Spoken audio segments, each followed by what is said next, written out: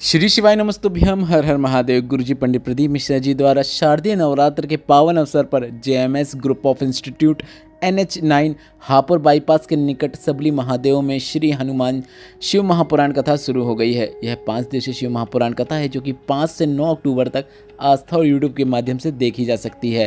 पहले दिन की कथा 1 बजे से 4 बजे तक थी, पर बचे हुए 4 दिनों की शिव महापुराण कथा 2 बजे से 5 बजे तक चल रही है।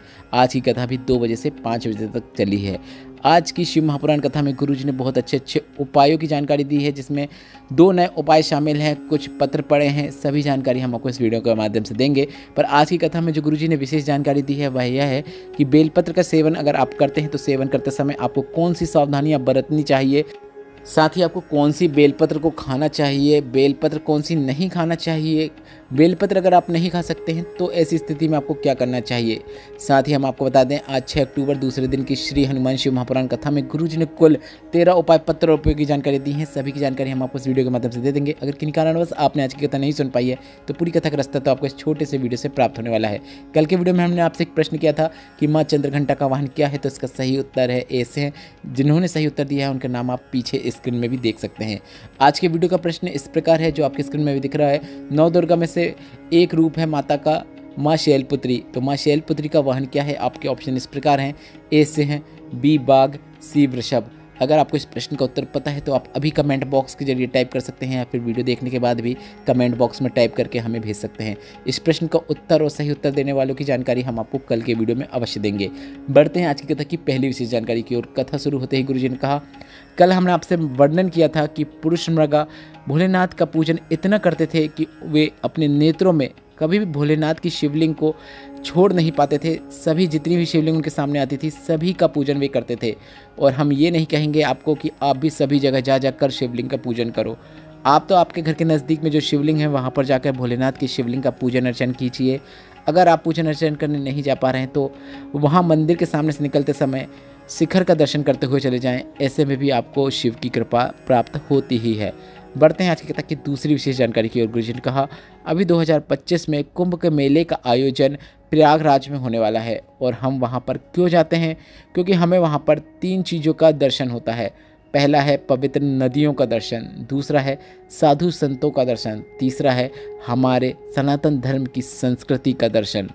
बढ़ते हैं आज की कथा की तीसरी विशेष जानकारी की ओर। गुरुजी ने कहा, केवल देवादिदेव महादेव हैं जो अपनी पत्नी को बराबर नहीं अपने से ऊपर का स्थान प्रदान करते हैं और अत्यधिक सम्मान करते हैं।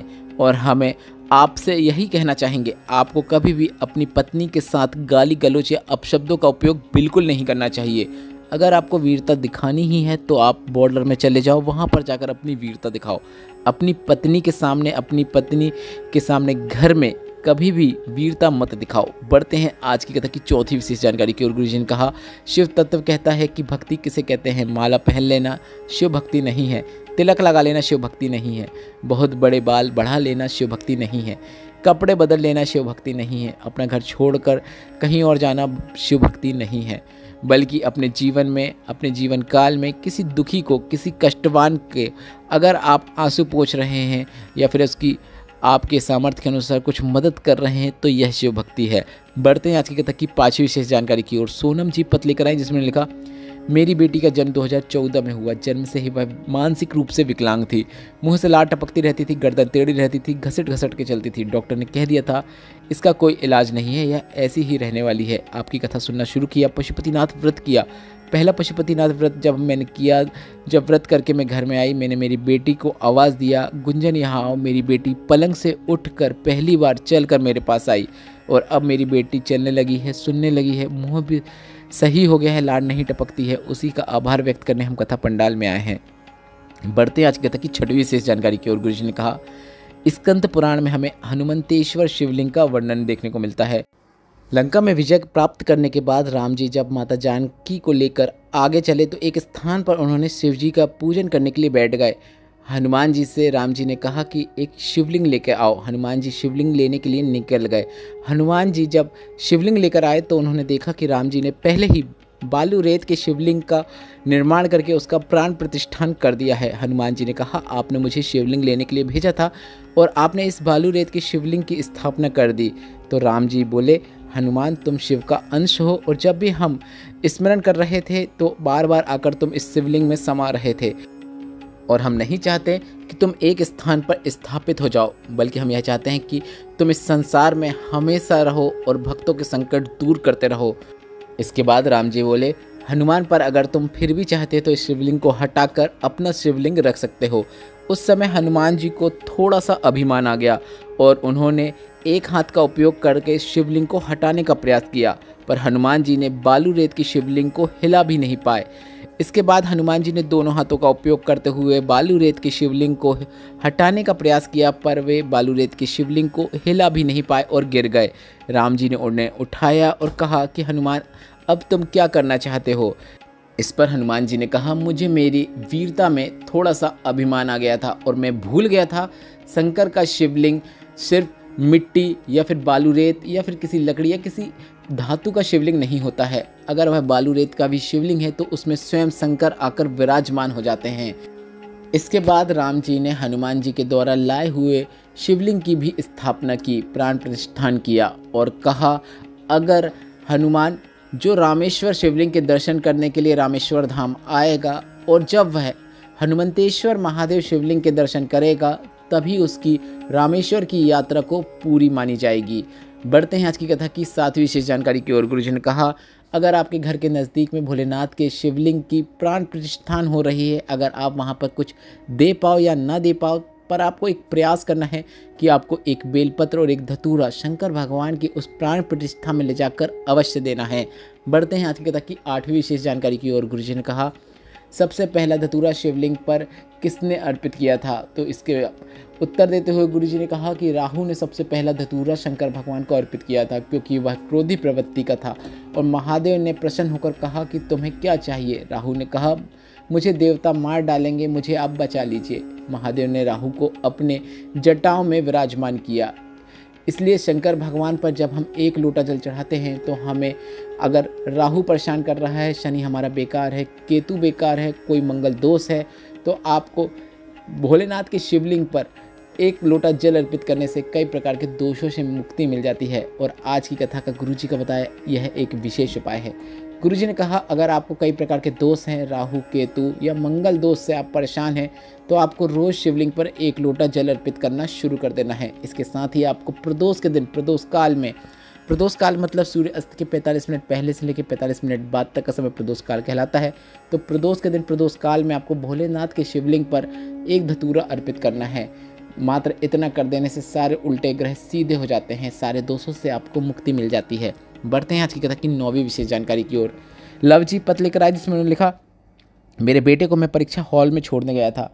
वहाँ मेरी मुलाकात एक मुस्लिम परिवार से हुई जो रो रहा था। मैंने कहा कि तुम इतना रो क्यों रहे हो और इतना बच्चा कमज़ोर है, उसे एग्ज़ाम देने के लिए क्यों लाए हो? उन्होंने कहा कि मेरा भाई है जिसे दिन में 3 बार इंसुलिन दी जाती है, बहुत कमज़ोर हो गया है। मैंने कहा, तुम मुस्लिम हो, शिव मंदिर तो नहीं जाओगे? पर मैंने पास की दुकान जो कि फूल की थी वहाँ से कुछ बेलपत्र ली और उन बेलपत्र को शिवलिंग पे अर्पित किया और औषधि रूप में बेलपत्र प्राप्त करके उन्हें दे दिया। 20 दिन तक उन्होंने उस बेलपत्र का आचमन उस बालक को करवाया और उन्होंने मेरी दुकान को ढूंढते ढूंढते मेरे पास आए और मुझसे कहा कि वर्षों से इंसुलिन चल रही थी जो अब बंद हो गई है। महादेव के चरणों में दंडवत करने आया हूँ और गुरुजी पंडित प्रदीप मिश्रा जी का आभार व्यक्त करना चाहता हूँ। बढ़ते हैं आज की कथा की 10वीं विशेष जानकारी की ओर। गुरुजी ने कहा, अगर आप बेलपत्र का सेवन करते हो तो कुछ बातों को आपको विशेष रूप से ध्यान रखना चाहिए।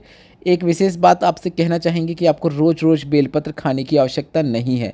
जब शरीर में आपके कष्ट हो तभी आपको बेलपत्र का सेवन करना चाहिए, क्योंकि बेलपत्र खाने से कभी कभी किसी किसी के मुख में छार छार हो जाता है, मुख का स्वाद चला जाता है, किसी को छाला हो जाता है। ऐसे में आपको घबराना नहीं है। अगर सीधे बेलपत्र ना खा पाओ तो आपको पहले बेलपत्र को सुखो लेना है, सुखोने के बाद उसकी छोटी छोटी गोली बना लेना है। इसके बाद आपको उसका आचमन करना चाहिए और बेलपत्र आपको हमेशा ऐसी चुनना चाहिए कि बेलपत्र जो हो कोमल बेलपत्र हो, और जितनी छोटी बेलपत्र मिल सके उतनी अच्छी बात है। बड़ी बेलपत्र और कड़क बेलपत्र को आपको नहीं लेना है, इस बात का आपको हमेशा ध्यान रखना है। और अगर आप बेलपत्र का सेवन नहीं कर पाते हैं तो आप शिवलिंग पर चढ़े हुए जल का आचमन भी औषधि रूप में कर सकते हैं। आशा करता हूं अगर आप बेलपत्र को रोग मुक्ति के लिए आचमन करते हैं तो आपको यह जानकारी उपयोगी अवश्य लगी होगी। बढ़ते हैं आज की कथा की 11वीं विशेष जानकारी की ओर। कैलाश देवी जी पत्र लेकर आई जिसमें उन्होंने लिखा, मेरी नाती जिसकी एक किडनी डॉक्टर ने बचपन में ही निकाल ली थी क्योंकि वह तकलीफ दे रही थी। मेरा नाती जब बड़ा हुआ 19 साल का हुआ तब उसे बुखार आया और डॉक्टर ने ऐसी दवाई दे दी जिसके कारण उसकी दूसरी किडनी भी खराब हो गई। डॉक्टर ने डायलिसिस की बोल दिया और साथ ही किडनी ट्रांसप्लांट होगी यह भी कह दिया। हम बहुत घबरा गए। तभी हॉस्पिटल में एक महिला ने सीहोर वाले महाराज की कथा सुनने को कहा और साथ ही साथ शिवलिंग पर जल चढ़ाने को कहा। हमने कथा सुनना शुरू किया। शिवलिंग पर जल चढ़ाते, बेलपत्र को प्राप्त करके जल और बेलपत्र का आचमन नाती को करा देते। आज 2 वर्ष हो गए हैं, बालक पूरी तरीके से ठीक हो गया है। उसी का आभार व्यक्त करने हम कथा पंडाल में आए हैं। बढ़ते हैं आज की कथा की 12वीं विशेष जानकारी की ओर। बाकी जी पत्र लेकर आए जिसमें उन्होंने लिखा, शादी के 12 वर्ष हो गए थे, संतान का सुख नहीं था। हर तरफ से हार गए थे पर कहीं से कोई रास्ता दिखाई नहीं दे रहा था। एक बार रिक्शा चलाने वाले ने आपकी कथा के बारे में बताया पर हमने उसकी बात सुनी नहीं। तभी एक बूढ़ी माँ ने भी आपकी कथा सुनने को कहा, सफ़ेद आंकड़े की जड़ का प्रयोग करने को कहा और हमने उनका अनुसरण किया। 12 वर्ष बाद पुत्र रत्न की प्राप्ति हुई है। उसी का आभार व्यक्त करने हम कथा पंडाल में आए हैं। बढ़ते हैं आज की कथा की 13वीं और अंतिम जानकारी की ओर। गुरुजी ने कहा, कई लोग कहते हैं कि हमारे घर में कितने शिवलिंग हम रख सकते हैं, 1, 2, 3। क्या हम एक शिवलिंग की पूजन करें, बाकियों को हटा दें? तो इस पर गुरुजी ने कहा, ऐसा आप नहीं करना है। अगर आपके घर में 1000 शिवलिंग भी है तो आपके घर के सभी शिवलिंग पूजनीय हैं। सभी का पूजन करने का आपको समान फल प्राप्त होता है। और अगर शिवलिंग खंडित भी हो गया है तो उसे खंडित नहीं माना जाता है, क्योंकि शिवलिंग टूट भी जाए, जितने टुकड़े हो जाएं, 1000 टुकड़े भी हो जाएं, तो भी वह सहस्त्रेश्वर शिवलिंग कहलाता है। अखंडेश्वर महादेव हैं और सभी टुकड़े पूजनीय हैं, सभी का आप पूजन कर सकते हैं। आज की कथा से अगर आपको आनंद की प्राप्ति हुई है तो इस वीडियो को लाइक करके कमेंट बॉक्स में हर हर महादेव अवश्य टाइप कीजिएगा। आज की कथा से संबंधित कोई प्रश्न हो या फिर उपाय से संबंधित कोई प्रश्न हो तो वे भी आप कमेंट बॉक्स के जरिए पूछ सकते हैं। मेरे द्वारा दी गई जानकारी थोड़ी सी भी उपयोगी लगी हो तो वीडियो को लाइक अवश्य कीजिएगा, कमेंट बॉक्स में अपनी कमेंट अवश्य टाइप कीजिएगा। और हमें व्हाट्सएप में फॉलो करना चाहते हैं तो व्हाट्सएप चैनल की लिंक भी मैंने कमेंट बॉक्स में मेंशन कर दी है, जिसमें टच करके आप हमें व्हाट्सएप में फॉलो कर सकते हैं, जो कि बिल्कुल फ्री है। वहाँ भी हम आपको उपयोगी जानकारियाँ ही देंगे। श्री शिवाय नमस्तुभ्यम। हर हर महादेव।